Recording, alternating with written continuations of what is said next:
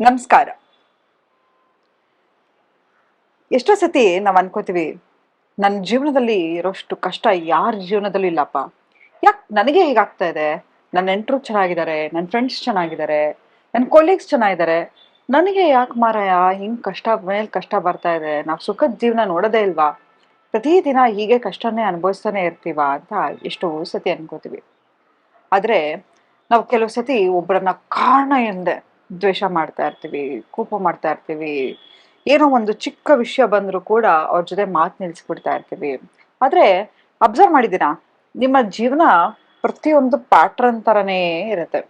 ಎಷ್ಟೋ ಸತಿ ನನಗೆ ಬಂದಾಗ ನಾನು ಹೇಳ್ತೀನಿ, ಓ ಮುಂದೆ ಹಿಂಗೆ ಆಯ್ತಾ ಅಂತ. ಅವ್ರಿಗೆ ಶಾಕ್ ಆಗ್ಬಿಡುತ್ತೆ, ಮೇಡಮ್ ನಿಮ್ಗೆ ಹಿಂಗೇನು ಜ್ಯೋತಿಷ್ಯ ಗೊತ್ತಾಗತ್ತಾ ಅಂತ. ಆದ್ರೆ ಜ್ಯೋತಿಷ್ಯ ಅಲ್ಲ, ಮನುಷ್ಯನ ಜೀವನ ಹೇಗೆ, ಮನುಷ್ಯನ ಬ್ರೈನ್ ಹೇಗೆ ಕೆಲಸ ಮಾಡತ್ತಪ್ಪ ಅಂತ ಹೇಳಿದ್ರೆ ಒಂದು ಪ್ಯಾಟ್ರನ್ನಿನ ರೀತಿ. ಯಾಕಂತ ಹೇಳಿದ್ರೆ ನಮಗೆ ಯಾವಾಗ್ಲೂ ನೋಡಿ, ಈಗ ನಮ್ಗೆ ಬೆಳಗ್ಗೆ ಎದ್ದೇಳೋದು, ಏನ್ ಕೆಲಸ ಮಾಡ್ತಿದ್ವು 10 ವರ್ಷದಿಂದ ಹಿಂದೆ ಅದನ್ನೇ ಮಾಡ್ತಾ ಹೋಗ್ತೀವಿ. ಈ ಟ್ರೋಮಾ ಪ್ಯಾಟ್ರನ್ ಹಾಗೆ. ಯಾಕಂದ್ರೆ ಎಕ್ಸಾಂಪಲ್, ನನಗೆ ಚಿಕ್ಕ ವಯಸ್ಸಲ್ಲಿ ನನ್ನ ತಂದೆ ಕೊಡ್ಬೇಕಾಗಿದ್ದ ಪ್ರೀತಿಯನ್ನ ಕೊಡದೇ ಇದ್ರೆ, ಯಾವ್ದೋ ಒಂದು ಆಪೋಸಿಟ್ ಸೆಕ್ಸ್ ಸ್ವಲ್ಪ ಪ್ರೀತಿ ತೋರಿಸಿದ್ರು ನಾನು ಓವರ್ ಗಿವ್ ಮಾಡ್ಲಿಕ್ಕೆ ಶುರು ಮಾಡ್ಬಿಡ್ತೀನಿ. ಆ ಪ್ರೀತಿಯನ್ನ ರಕ್ಷಿಸ್ಕೊಳ್ಳಿಕ್ಕೆ ನನ್ನ ತನವನ್ನ ಬಿಟ್ಟು ನಾನು ಏನ್ ಬೇಕಾದ್ರೂ ಮಾಡ್ಲಿಕ್ಕೆ ರೆಡಿ ಇರ್ತೀನಿ. ಇದೆಲ್ಲವೂ ಕೂಡ ಚೈಲ್ಡ್ಹುಡ್ wounds. ಆದ್ರೆ ಇವತ್ತು ನಾನು ಏನ್ದ್ರ ಬಗ್ಗೆ ಮಾತಾಡ್ತಾ ಇದ್ದೀನಿ ಅಂತ ಹೇಳಿದ್ರೆ, ಯಾಕೆ ಈ ಪ್ಯಾಟರ್ನ್ ಅನ್ನ ಕಂಟಿನ್ಯೂಸ್ ಆಗಿ ನನ್ನ ಲೈಫಲ್ಲಿ ನಾನು ಲೀಡ್ ಮಾಡ್ತಾ ಇದ್ದೀನಿ, ಇದರ ಕಾರಣ ಏನು, ಇದನ್ನ ಬ್ರೇಕ್ ಮಾಡೋದು ಹೇಗೆ ಅಂತ ನೋಡಿ. ಒಂದ್ ಹೇಳ್ತೀನಿ, ಯಾವತ್ತೂ ತಿಳ್ಕೊಳ್ಳಿ, ನಮ್ಗೆ ಏನೇ ಕಷ್ಟ ಬಂದ್ರು ನಾವೇನ್ ಮಾಡ್ತೀವಿ, ಚಿಕ್ಕ ವಯಸ್ಸು ಮಗು ಆಗಿದ್ದಾಗ ನೋಡಿದಿರ, ನೆನ್ಪಿದ್ಯಾ? ನಾವೇನಾದ್ರು ಸಡನ್ ಆಗಿ ಬಿದ್ರೆ ಎದುರುಗಡೆ ಯಾರು ಇರ್ತಿದ್ರು ಅವ್ರ ಮೇಲೆ ಬ್ಲೇಮ್ ಹಾಕ್ಬಿಡ್ತಾ ಇದ್ವಿ. ಮಕ್ಳು ನೋಡಿ, ಸಣ್ಣ ಮಕ್ಕಳು ಹಾಗೆ ಮಾಡ್ತಾರೆ. ಏನಾದ್ರೂ ಬಿದ್ಬಿಟ್ರೆ ಯಾರು ಇರ್ತಾರೆ ಎದುರುಗಡೆ, ಹಂಗ ಹಾಕ್ಬಿಡ್ತಾರೆ. ನಾವು ಹಂಗೆ ನೋಡಿ, ನಿಮ್ಗೆ ಕೋಪ ಬಂದಾಗ ಸಣ್ಣ ಮಗು ತರ ಆಡ್ತಿರ್ತಾರಲ್ವಾ, ಒಂದ್ 8 ವರ್ಷದ ಮಗು ಹೇಗೆ ಸಿಕ್ಕಿದ ಸಾಮಾನೆಲ್ಲ ಬಿಸಾಕತ್ತೆ, ಅಳತ್ತೆ, ಚೀರಾಡತ್ತೆ, ಅಟೆನ್ಷನ್ ಕೊಡೋಕೋಸ್ಕರ ತಗೊಳ್ಳೋಕೋಸ್ಕರ ಏನ್ ಬೇಕಾದ್ರೂ ಮಾಡುತ್ತೆ. ಅದೇ ತರ ನಾವ್ ಆಗ್ಬಿಡ್ತೀವಿ. ಸಿಕ್ಕಾಪಟ್ಟೆ ಸಿಟ್ಟು ಬರೋದು, ಕೋಪ ಬರೋದು, ಇದೆಲ್ಲವೂ ಕೂಡ ನಮ್ಮ ಬಾಲ್ಯದ wounds. ನೆಕ್ಸ್ಟ್ ಮುಂದಿನ ಸಂಚಿಕೆಯಲ್ಲಿ ಚೈಲ್ಡ್ಹುಡ್ wounds ಬಗ್ಗೆ ನಾನು ಮಾತಾಡ್ತಾ ಹೋಗ್ತೀನಿ. ಆದ್ರೆ ಈ ಕಾರ್ಮಿಕ್ ಪ್ಯಾಟರ್ನ್ ಅನ್ನ ಹೇಗೆ ಬ್ರೇಕ್ ಮಾಡುದು ಅಂತ ಹೇಳಿದ್ರೆ, ಮೊದಲನೇದಾಗಿ ಅಕೌಂಟಬಿಲಿಟಿ ತಗೊಳ್ಳಿ.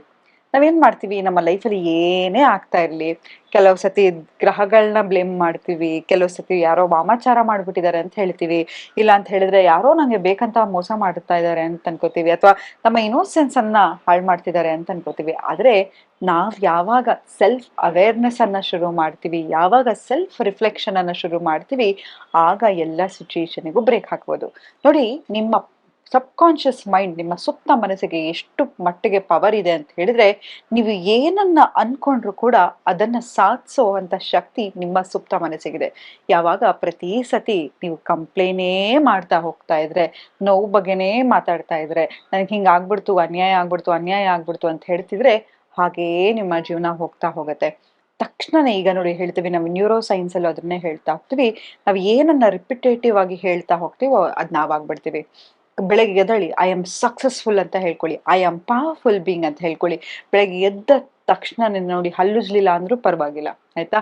ಮೊಬೈಲ್ ಅನ್ನ ದೂರ ಇಟ್ಬಿಟ್ಟು ಒಂದ್ 15 ನಿಮಿಷ ನಿಮ್ಗೆ ನೀವು ಟೈಮ್ ಕೊಟ್ಕೊಳ್ಳಿ. ನೋಡಿ, ಮೆಡಿಟೇಷನ್ ಅನ್ನೋದು ದೇಹಕ್ಕೆ ಹೇಗೆ ಸ್ನಾನನೋ ನಿಮ್ಮ ಮೈಂಡಿಗೆ ಸ್ನಾನ. ಮೆಡಿಟೇಷನ್ ಅಲ್ಲಿ ನೀವು ಯಾವಾಗ ಕೂತ್ಕೋತೀವೋ, ನಾವೀಗ ಯಾವಾಗ್ಲೂ ನೋಡಿ ನಮ್ಮ ಜೀವನ ಹೇಗಾಗ್ಬಿಟ್ಟಿದೆ, ಈಗ ಸ್ಟ್ರೆಸ್ ಅನ್ನೋದು ನಾರ್ಮಲ್ ಅನ್ಕೊಂಡ್ಬಿಟ್ಟಿದೀವಿ. ಹೌದು, ಆಂಗ್ಸೈಟಿ ಅಂದ್ರೆ ನಾರ್ಮಲ್. ಇದನ್ನೆಲ್ಲ ಇವಾಗ ಅದಕ್ಕೆ ಒಂದು ಕೋರ್ಸ್ ಬೇರೆ ಇದೆ, ಸ್ಟ್ರೆಸ್ ಮ್ಯಾನೇಜ್ಮೆಂಟ್ ಕೋರ್ಸ್ ಅಂತ ಬೇರೆ. ಇದೆಲ್ಲ ಬೇಕಾ ನಮ್ಗೆ? ಯಾವಾಗ್ಲೂ ನಮ್ ಬ್ರೈನ್ ಹೇಗಪ್ಪ ಇರುತ್ತೆ ಅಂತ ಹೇಳಿದ್ರೆ, ಫೈಟ್ ಫ್ಲೈಟ್ ಅಥವಾ ಫ್ರೀಸ್ ರೆಸ್ಪಾನ್ಸ್ ಅಲ್ಲಿ ಇರುತ್ತೆ. ಯಾವಾಗ್ಲೂ ಗಾಬರಿಯಲ್ಲಿ ಇರ್ತೀವಿ, ಓಡ್ತಾ ಇರ್ತೀವಿ, ಏನೋ ಮಾಡ್ತಾ ಇರ್ತೀವಿ, ಒಂದು ನೆಮ್ಮದಿಯಾಗಿ ತಿಂಡಿ ತಿನ್ನಕ್ಕೂ ಆಗ್ತಾ ಇಲ್ಲ, ಊಟ ಮಾಡ್ಲಿಕ್ಕೂ ಆಗ್ತಾ ಇಲ್ಲ. ಯಾವಾಗ್ಲೂ ಈ ಯಾವಾಗ್ಲೂ ಈ ಹಸಲ್ ಪಸಲ್, ಯಾವಾಗ್ಲೂ ಈ ಗಾಬರಿಯಾಗೇ ಇರ್ತೀವಿ, ಸಿಟ್ಟಲ್ಲಿ ಇರ್ತೀವಿ, ಅರ್ಜೆಂಟ್ ಅಲ್ಲಿ ಇರ್ತೀವಿ. ಯಾವತ್ತಾದ್ರೂ ನಾವು ಕಾಮಾಗಿ ಕಂಪೋಸ್ಡ್ ಆಗಿ ಕೂತ್ಕೊಳ್ಳಿಕ್ಕೆ ಸಾಧ್ಯನಾ? ಇಲ್ಲ. ಹಾಗಾಗಿ ಮೆಡಿಟೇಷನ್ ಯಾವಾಗ ಸ್ಟಿಲ್ನೆಸ್ ಅಲ್ಲಿ ಇರ್ತೀರಾ, ನಿಮ್ಮ ತಲೆಯಲ್ಲಿ ಎಷ್ಟು ಸಾವಿರ ಯೋಚನೆ ಬರ್ತಾ ಇರುತ್ತೆ. ಮೋಸ್ಟ್ ಆಫ್ ದಮ್ ನಾನು ಕೇಳೋದು, ಮೇಡಮ್ ನಂಗೆ ಮೆಡಿಟೇಷನ್ ಮಾಡಕ್ಕೆ ಆಗಲ್ಲ, 5 ನಿಮಿಷ ಕೂತ್ಕೊಳ್ಳಕ್ ಆಗಲ್ಲ. ಸಿಂಪಲ್, ನಿಮ್ಮ ಬ್ರೀತಿಂಗ್ ಎಕ್ಸರ್ಸೈಸ್ ನ ಪ್ರಾಕ್ಟೀಸ್ ಮಾಡ್ತಾ ಇರಿ. Inhale slowly for 4 counts, slowly hold your breaths for 7 count and release it for 8 counts. ಇಷ್ಟನ್ನ ಮಾಡಿ ಸ್ಟಾರ್ಟಿಂಗಿಗೆ. ನಂತರ box breathing method, inhale for 4 counts, hold it, release it for 4 counts. ಇದನ್ನ ಮಾಡಿ. ಇದನ್ನೆಲ್ಲ ಮಾಡ್ತಾ ಮಾಡ್ತಾ ಮಾಡ್ತಾ ನೋಡಿ, ಯಾವಾಗ್ಲೂ ಅಷ್ಟೇ ನಿಮ್ಮ ತಲೆಯಲ್ಲಿ ಯೋಚನೆ ಬರ್ತಾನೇ ಇರುತ್ತೆ. ವಾತ್ ಅಂಡ್ ಚಿತ್ ಹ್ಯಾಸ್ ಗಾಟ್ ಕನೆಕ್ಷನ್. ನಿಮ್ಮ ಬ್ರೈನನ್ನು ಸ್ಟಾಪ್ ಮಾಡಬೇಕು, ನೆಗೆಟಿವ್ ಥಿಂಕಿಂಗನ್ನು ಪ್ಯಾಟ್ರನನ್ನು ರಿಲೀಸ್ ಮಾಡಬೇಕು ಅಂತ ಹೇಳಿದ್ರೆ ನಿಮ್ಮ ಬ್ರೀತಿಂಗ್ ಎಕ್ಸಸೈಸನ್ನು ಸ್ಟಾರ್ಟ್ ಮಾಡ್ತಾ ಹೋಗಿ. ಯಾವಾಗಲೂ ಅಷ್ಟೇ, ನಮಗೆ ಖುಷಿ ಆದರೆ ಏನು ಮಾಡ್ತೀವಿ, ಮಚ್ಚ ಮಚ್ಚ ಏನು ಗೊತ್ತಾ ಅಂತ ಹೇಳ್ತೀವಿ ಅಲ್ವಾ.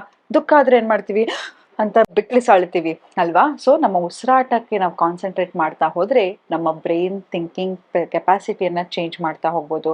ನೋಡಿ ಬೇಕಾದ್ರೆ ಇದನ್ನು ಟ್ರೈ ಮಾಡಿ. ಇಷ್ಟು ದಿನ ನೀವು ಬರೀ ಕಂಪ್ಲೇಂಟ್ ಮಾಡ್ತಾ ಇದ್ರಿ ಅಲ್ವಾ, ಈಗ ಪಾಸಿಟಿವ್ ಆಗಿ ಥಿಂಕ್ ಮಾಡ್ತಾ ಹೋಗಿ. ಆಯಿತು, ಇವತ್ತು ಇಷ್ಟು ವರ್ಷ ನಾನು ಏನು ಕಷ್ಟಪಟ್ಟಿದ್ದೋ ಅದು ನನ್ನ ಚೇಂಜ್ ಮಾಡೋಕ್ಕೋಸ್ಕರ ನಾನು ಪಟ್ಟಿದ್ದೆ. ಯಾವುದು ಈ ಕರ್ಮಿಕ್ ಪ್ಯಾಟ್ರನ್ ಇತ್ತು ಅದನ್ನೇ ಹೇಳ್ತೀವಿ, ಆಗಮ ಕರ್ಮವನ್ನು ಬದಲಾಯಿಸ್ಬೋದಂತೆ ನಾವು. ಏನೋ ಪಾಸ್ಟ್ ಲೈಫಲ್ಲಿ ಏನೋ ಮಾಡಿದ್ವಿ, ಯಾವುದೋ ಒಂದು ಕರ್ಮವನ್ನ ಮಾಡಿದ್ವಿ, ಅದನ್ನೆಲ್ಲ ಅನುಭವಿಸ್ತಾ ಇದ್ರಿ. ಮತ್ತೆ ಒಂದು ಹೇಳ್ತೀನಿ, ಯಾವುದೇ ಕಾರಣಕ್ಕೂ ಯಾರನ್ನು ದ್ವೇಷಿಸ್ಬೇಡಿ. ನೋಡಿ, ದ್ವೇಷ ಮಾಡೋದ್ರಿಂದ ನೀವು ಹೆಂಗೆ ಅಂತ ಹೇಳಿದ್ರೆ, ನೀವು ವಿಷ ಕುಡಿದ್ಬಿಟ್ಟು ಅವ್ರು ಸಾಯ್ಲಿ ಅಂತ ನೀವು ಎಷ್ಟೋ ಅವ್ರ ಬಗ್ಗೆ ಯೋಚನೆ ಮಾಡ್ತೀರಾ.